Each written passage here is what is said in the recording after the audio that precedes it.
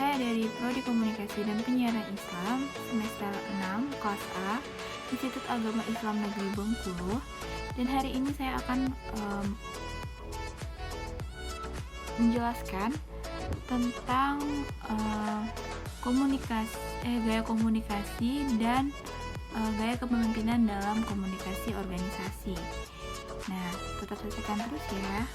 Dan ini dia materinya. Nah, baik, yang pertama saya akan menjelaskan tentang pengertian gaya komunikasi. Nah, gaya komunikasi adalah cara seseorang berinteraksi dengan cara verbali atau cara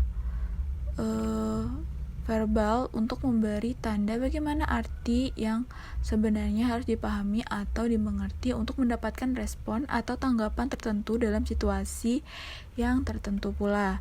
Nah, gaya komunikasi dipengaruhi situasi yang dihadapi. Nah, setiap orang akan menggunakan gaya komunikasi yang berbeda-beda ketika mereka sedang gembira, sedang sedih, marah, tertarik, atau bosan. Nah, begitu juga dengan seseorang yang berbicara dengan sahabat baiknya.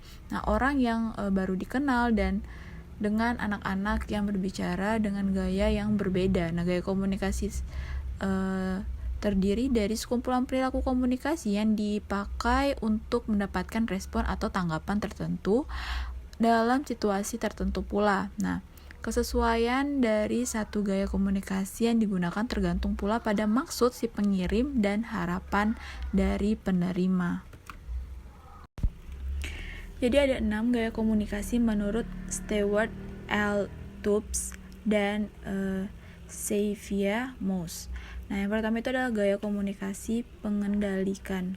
Nah, gaya komunikasi pengendalikan atau dalam bahasa Inggris atau the controlling style ditandai dengan adanya satu kehendak atau maksud untuk membatasi, memaksa, dan mengatur perilaku.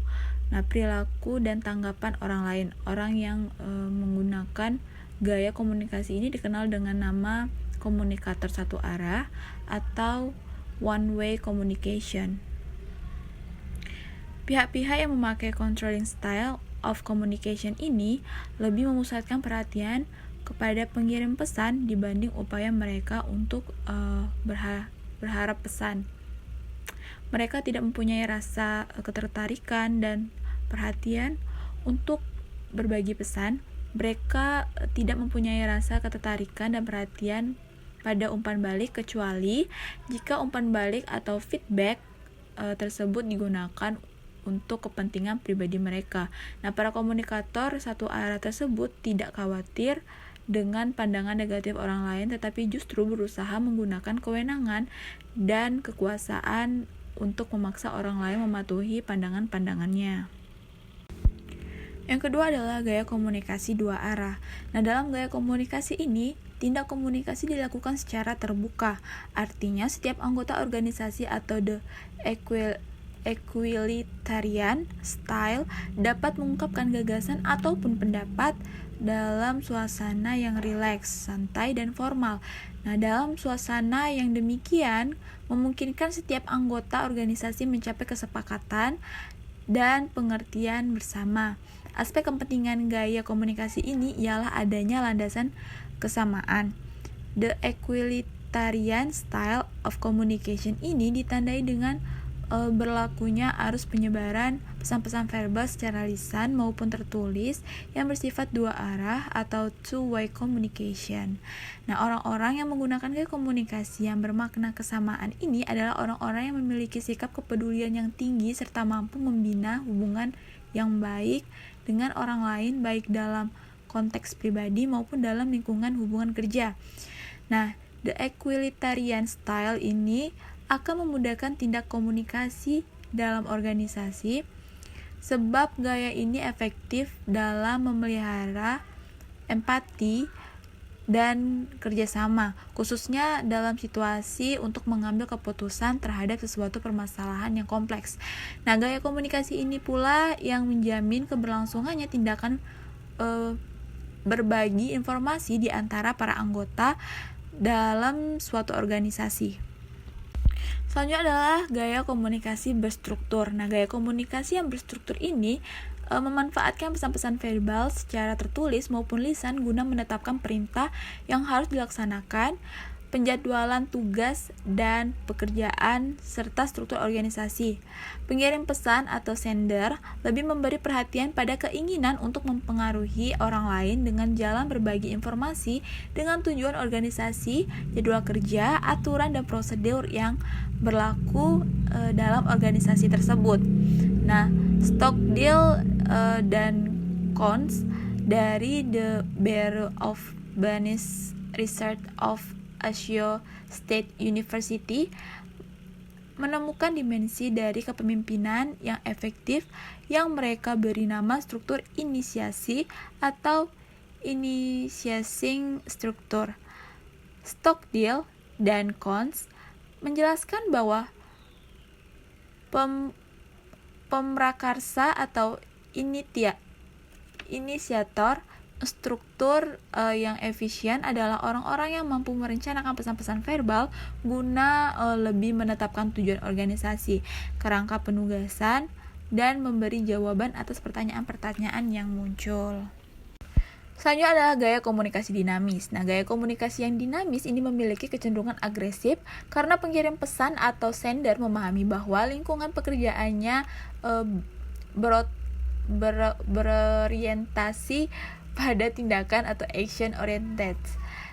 The dynamic style of communication ini sering dipakai oleh para juru kampanye atau supervisor yang membawa para wiraniaga atau salesman atau saleswoman. Nah, tujuan utama dari gaya komunikasi agresif ini adalah menstimulasi atau merangsang pekerja atau karyawan untuk bekerja dengan lebih cepat dan lebih baik. Nah, gaya komunikasi ini cukup efektif digunakan dalam mengatasi persoalan-persoalan yang bersifat kritis. Nah, namun dengan persyaratan bahwa karyawan yang atau bawahan mempunyai kemampuan yang cukup untuk mengatasi masalah yang kritis tersebut.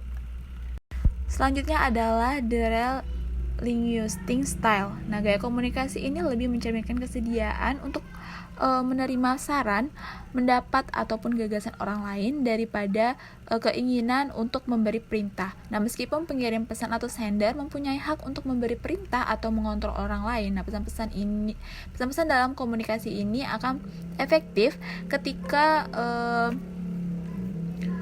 pengirim pesan atau sender sedang bekerja sama dengan orang-orang yang berpengaruh luas, berpengalaman, teliti, serta bersedia untuk bertanggung jawab atas semua tugas atau pekerjaan yang dibebankannya.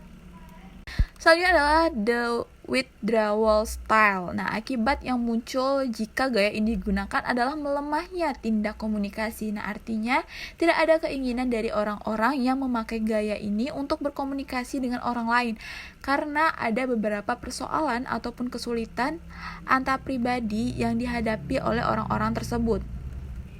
Dalam deskripsi yang konkret adalah seorang mengatakan, "Saya tidak ingin dilibatkan dalam persoalan ini." Nah, pertanyaan ini bermakna bahwa ia mencoba melepaskan diri dari tanggung jawab, tetapi juga mengindikasi suatu keinginan untuk menghindari berkomunikasi dengan orang lain. Nah, oleh karena itu, gaya ini tidak layak dipakai dalam konteks komunikasi organisasi. Selanjutnya adalah gaya kepemimpinan dalam organisasi. Nah, gaya kepemimpinan merupakan suatu cara pemimpin untuk mempengaruhi bawahannya yang dinyatakan dalam bentuk pola tingkah laku atau kepribadian. Nah, pemimpin merupakan seseorang yang memiliki suatu program dan yang berperilaku secara bersama-sama dengan anggota kelompok dengan mempergunakan cara atau gaya tertentu. Nah, kepemimpinan mempunyai peran sebagai kekuatan dinamik yang mendorong, memotivasi, dan mengordinasikan perusahaan dalam mencapai tujuan yang telah ditetapkan. Baik, nah berikut ini adalah beberapa gaya kepemimpinan yang dapat mempengaruhi emosi anggota tim. Nah, yang pertama itu adalah gaya kepemimpinan transformasional. Yang pertama itu sering diidentifikasi sebagai gaya yang paling efektif. Nah, gaya ini pertama kali dijelaskan sekitar 1970-an oleh Bernard M. Bass. Nah, karakteristik kunci dari gaya kepemimpinannya adalah kemampuan untuk memotivasi dan menginspirasi pengikut serta mengarahkan perubahan positif dalam kelompok. Nah, pemimpin transformasional cenderung cerdas secara emosional, energik, dan bergairah. Nah, berkomitmen membantu organisasi mencapai tujuannya dan membantu anggota kelompok memenuhi potensi mereka dan menghasilkan kinerja yang lebih tinggi dan kepuasan anggota yang lebih baik daripada gaya pemimpin lainnya serta peningkatan kesejahteraan anggota kelompok. Selanjutnya adalah gaya kepemimpinan transaksional. Nah, memandang hubungan leader follower sebagai suatu transaksi dengan penerima posisi sebagai anggota kelompok dan individu tersebut setuju untuk mematuhi pemimpin. Nah, transaksi berfokus pada pengikut penyelesaian tugas-tugas dan termotivasi bekerja dengan baik untuk menerima hadiah. Menciptakan peranan yang jelas, anggota tahu apa yang harus mereka lakukan dan apa yang akan mereka terima sebagai ganti untuk menyelesaikan tugas-tugas ini. Nah, memungkinkan para pemimpin untuk menawarkan banyak pengawasan dan arahan jika diperlukan. Nah, kelemahan terbesarnya adalah gaya transaksional cenderung melumpuhkan kreativitas dan pemikiran out of the box. Oke, selanjutnya gaya kepemimpinan situasional. Nah, teori kepemimpinan situasional menekankan pengaruh signifikan dari lingkungan dan situasi pada kepemimpinan. Nah, gaya kepemimpinan ini dibagi menjadi dua teori. Yang pertama itu adalah teori kepemimpinan Hersey dan Blanchard. Nah, model Hersey dan Blanchard adalah salah satu teori situasional yang terkenal. Pertama kali diterbitkan pada 1969. Nah, model ini menjelaskan 4 gaya kepemimpinan utama termasuk yang pertama itu adalah gaya bercerita dan memberitahu para pengikut apa yang harus dilakukan. Yang kedua itu adalah gaya penjual, melibatkan para pemimpin yang meyakinkan para pengikut untuk membeli ide atau pesan mereka. Yang ketiga adalah gaya berpartisipasi. Nah, memungkinkan anggota kelompok untuk mengambil peran yang lebih efektif dalam proses pengambilan keputusan. Yang keempat adalah gaya mendelegasikan. Nah, gaya mengambil pendekatan lepas tangan dan memungkinkan anggota kelompok untuk membuat sebagian besar keputusan. Selanjutnya adalah yang kedua adalah gaya kepemimpinan SL2 Blanchard. Blanchard memperluas model asli Hersey dan Blanchard untuk menekankan bagaimana tingkat perkembangan dan keterampilan para pelajar mempengaruhi gaya yang harus digunakan oleh para pemimpin. Yang pertama adalah gaya pengarahan. Nah, gaya pengarahan ini melibatkan pemberian pemerintah dan mengharapkan ketaatan, tetapi menawarkan sedikit bimbingan dan bantuan. Yang kedua adalah gaya pembinaan.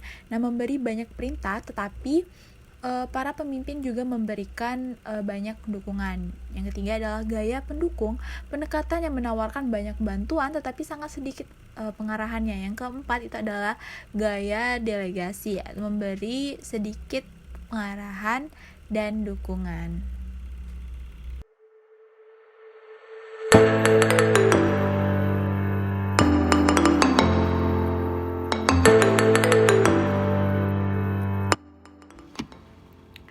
Baiklah, itulah materi yang telah saya sampaikan. Semoga bermanfaat. Bila ada salah kata atau salah pengucapan, saya mohon maaf. Kepada Allah saya mohon ampun. Wabillahi taufiq wal hidayah. Wassalamualaikum warahmatullahi wabarakatuh.